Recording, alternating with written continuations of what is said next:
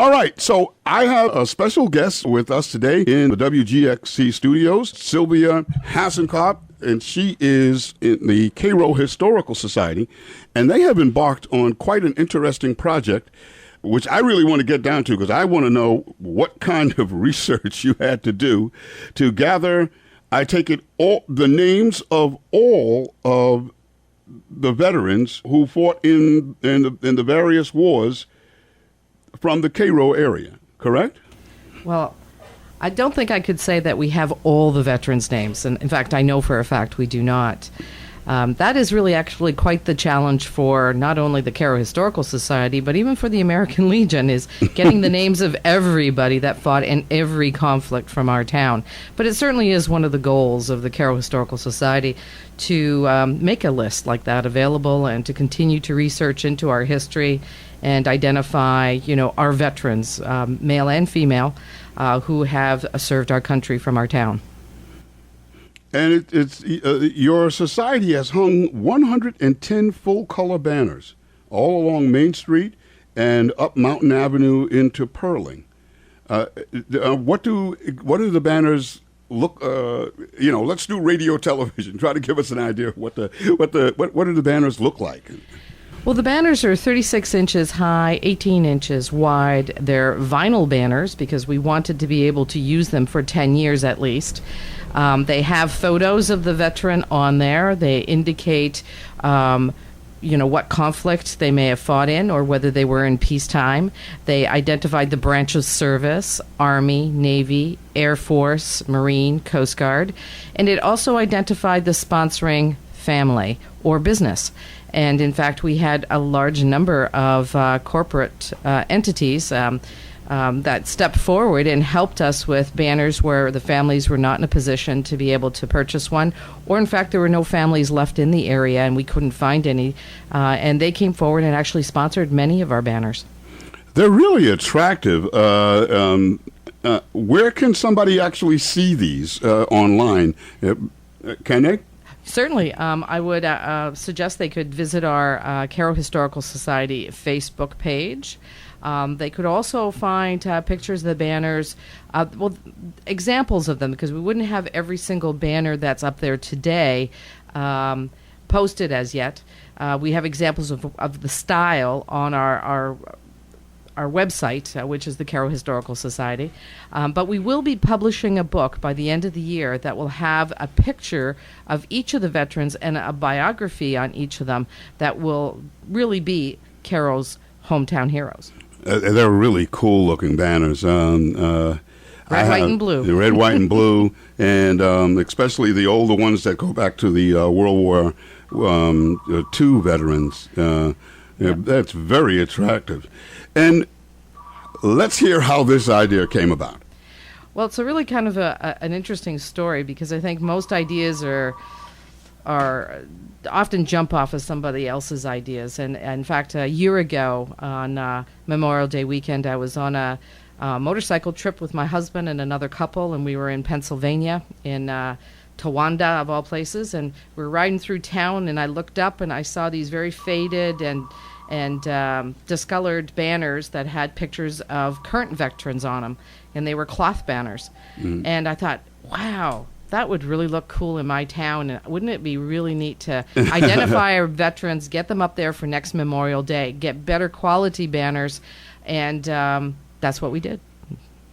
Oh, okay. And you were explaining partially the fundraising process that you went through. So you had to go through a research process in order to find out who they were. Then you had to go through a fundraising process, because I'm looking at some of the banners. I guess I see the name of the actual family. So they sponsored the banner of their family member, or this one particular Air Force veteran, the Friends of Dory.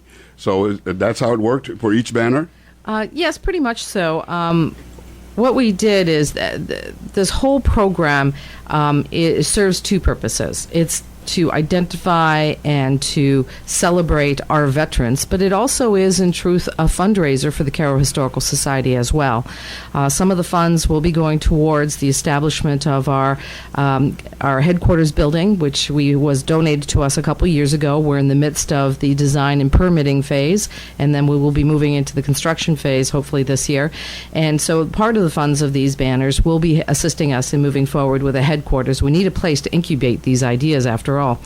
And but to actually identify individuals for the banners, we really reached out to the community. We did a lot of communications via the Cairo Historical Society itself, through the American Legion, through word of mouth, through actively looking through lists and talking to people about who was in the family that may have been a veteran, and shared our application process with them. And in many cases, families would get together, and everybody would throw in a few dollars, and that's why you see some that are identified as the family, because they would reach out to the cousins, the sons, the brothers, and they would get the monies together. In the case of Dory Savage, Dory passed away just early this year, and so many people in town had such high regard for Dory. People were lining up and saying, I want to contribute. And it really was an issue of people coming forth with $20 here, $50 there. And the Friends of Dory put her banner together. Her family, her sister down in New Jersey, was actually going to come forward and pay for the banner, but it was already paid for. And, that leads to that touchy subject that I was talking to you about before the show. One of the things that I'm interested in doing is the oral history of the people. She was Korean War, and our World War II veterans are, they're in their 90s. Yes. So once they're not here anymore, they're not here anymore, and I would love to see as much of the genuine thing reserved as possible, including their voices telling the actual story. So I'm moved by that the story of Dory. Yeah, that's something we definitely in the Cairo Historical Society would like to move forward. Is a series of oral histories, not just for our veterans, but many of our old timers, because once they're gone, their stories are lost. Exactly. One of the things we did, though, when we sent out our applications, we also had an additional information part to our applications, asking for information about the veteran, where they fought, medals they won, whether they had any diaries or letters, and asking families whether they'd be interested in donating the originals or copies thereof.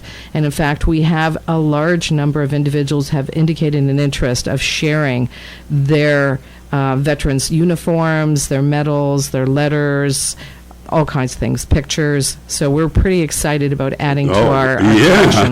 In fact, we have one family came forward and are donating a World War I and a World War II uniform, including all the accoutrements that go with it, like the gas mask and so on. Another person's donating their Navy outfit. Another person's doing their airman outfit. So we're going to have a really interesting collection of veterans' uniforms at the end of the day. So what kind of, is there going to be a grand unveiling or some kind of celebration to kickstart this, get people to know that it's down there and come and see it? Yes, on Monday, May the 27th, down in Angelo Cana Park at around 12 o'clock, because we're going to be doing the Memorial Day Parade down Main Street, Cairo, into the park. We will be having the Veterans Ceremony, and the American Legion has been kind enough to invite me to step forward and kickstart the banners program. They've been incredible supporters to this initiative. In fact, they provided the funding for about half the mounting kits so that we could get the banners hung, and we've really appreciated their support. So we'll be kicking it off on Monday at about noon. Oh man, that's good. So that's going to be a part of your Memorial Day celebration. Well, I'm really looking forward to that day, because I can just envision our veterans walking down Main Street, and as they walk down Main Street, they'll be walking by the vast majority of these banners. I mean, what better way to really honor them? And some of the men and women that will be walking actually are on the banners. Right, yeah, so right. that has got to be the coolest thing ever. They'll actually see themselves. That will be just too cool. I think so. Oh, man. So Is there anything else on this subject? But I'd like, what is the Cairo Historical Society doing, and what do you do? Well, the Cairo Historical Society is really committed to preserving and sharing the history of the town of Cairo. It's something we've been very passionate about. We have a very active and very committed membership. This is just one of the many programs that we are doing this year. We already did our State of the Union dinner, where you had an opportunity to have dinner with some of the presidents and their wives. I happened to be Martha Washington at that date. We also will be having our Temperance and Tommy Guns 1920 Street Festival on June the 15th. Oh, you got to come back. We got to talk about that. That's going to be loads of fun. And then in September on the 28th, we're going to have our Cases Speakeasy. So if you want to come into a 1920 speakeasy and kick up your heels, you're going to need the password to get in the door. That's right. Knock 3 times to make sure that you know who it is. And that's just a few of our programs. In fact, we're going to have a Civil War one coming up as well. The Civil War Diaries of and letters of Esek G. Wilbur in October, where I will be Esek's mother reading his stories coming from the battlefront in the Civil War. So it sounds like you guys are up to a lot. And your website is cairohistoricalsociety.org, or? No, I would suggest just going into Google, typing in Cairo Historical Society, and it will lead you there much easier because it's a very long URL. Okay, and you also have a Facebook page. A very active Facebook page. We have over 330 fans, if I could call it that. We post a lot of pictures. We post a lot of things from newspapers and days gone by, where we give people the opportunity to comment, and we have a lot of oral histories that are being shared on Facebook, which to me is our way of capturing a lot of the oral histories of things going on. Yeah, it's a lot of fun. Oh, that is great. Well, geez, I'm speechless.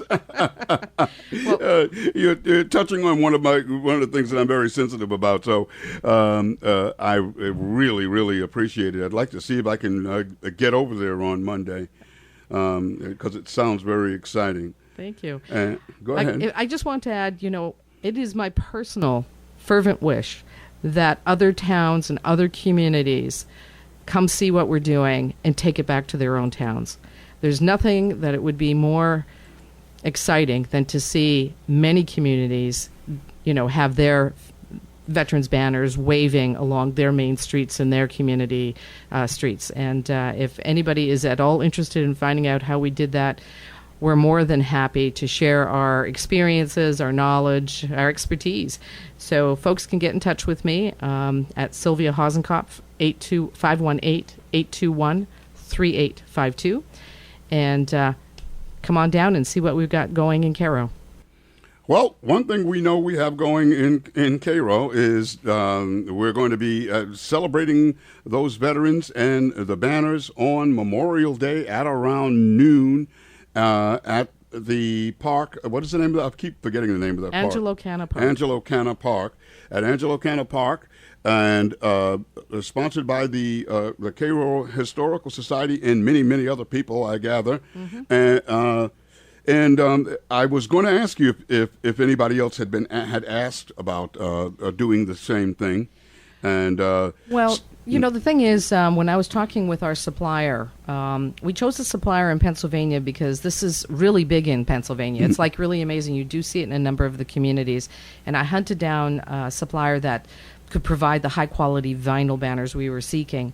And he keeps asking me how we did it. Because we have a small town of maybe, 6,200 people in the entire town, and we have 110 banners up, and we're going to have more, not just this year, but we're going to have more next year. And he cannot figure out how we managed to do that for such a small population. So I told him it's really, you got to talk to a lot of people. Well, if anybody wants to reach Sylvia, she's at 821-518-821-3852. This is the Cairo Historical Society. You can Google them, find their website and their Facebook page, but most especially their big celebration, a Memorial Day celebration on Monday. So, and what you always know about this area is every town has a Memorial Day celebration. So go to yours and then drive over to Cairo real fast. Sylvia, thank you so much for coming by and telling us about this. And I expect to see you again, especially for speakeasy time. I don't know why I would choose that one, but come by and see us again. I will. Thank you. Thank you very much.